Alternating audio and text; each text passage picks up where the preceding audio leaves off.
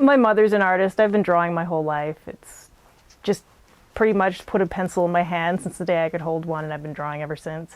I just drew all the time. You know, when you're a kid, you draw whatever cartoons you watch, and then later on I discovered Batman and I started buying comic books, and then I started drawing comics. It wasn't until I started working at Kamikaze that I actually met some other people who were artists and writers, and we started an anthology called Consequential Studios was the studio we sold under, and it was Short-Term Consequences. So it was an assortment of short stories by various artists and writers all through Calgary.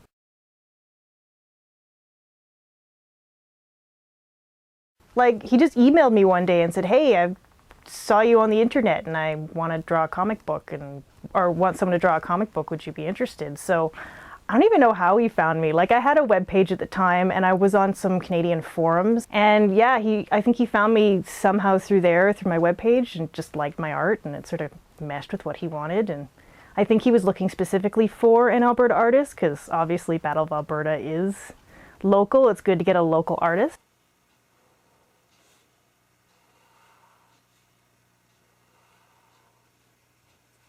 When I was working on Battle of Alberta, I'd sit down with whatever thumbnails I had drawn previously, and I'd basically just cram out pages. I'd pencil for days on end, scan them in, get approvals. And then once all the pencils were done for days in inks, I just ink all day long. So I'd do them in chunks. For the first few months, it was just thumbnails, so I was making sure, laying out all the panels the way they wanted them to be. And then when I got to pencils, I was just drawing like 14 hours a day. And then when I got to ink, same thing. It was just, I'm going to ink until I have no more pages left in my piles. One of the mechs actually got tossed.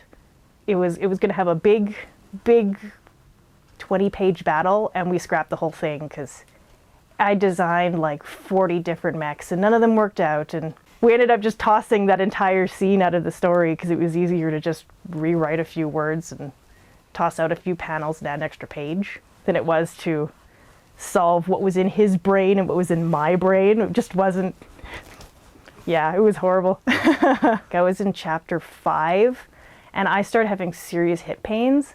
I couldn't sit in my chair physically for the hours required to draw, and it sucked because at that moment I had fallen into a groove, and I'm like, yeah, and I could draw two or three pages a day.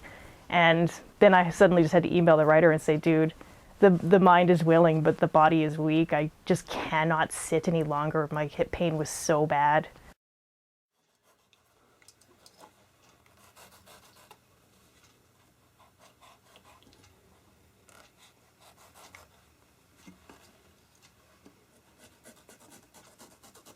Started getting into costume making. Like, I was already making costumes, but not to a huge extent. I'd make a costume like as Halloween approached, but I'd always sort of liked cosplay, and I'd sort of do them for cons and stuff. So when I couldn't draw, I could at least, you know, stand and do patterns and kneel and cut things and do hot gluing and casting resin and that sort of things. And I could do that standing, and so it really relieved my hip pain. So when I wasn't drawing, I was still doing something creative, but unfortunately had nothing to do with the graphic novels. So poor Jason was like, "Where's my next page?" When I scanned in that last page and sent it in, it was like, I'm so done. Like, it's your baby now. Whatever you do with it, you know, good on you, man. Can't wait to see it published, but I'm totally washed my hands of this.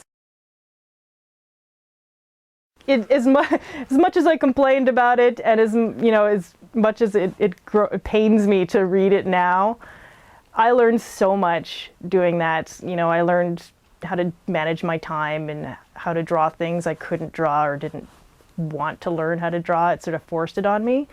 So all in all, it was completely a worthwhile experience to do, despite any of the things that may have been bumps along the way.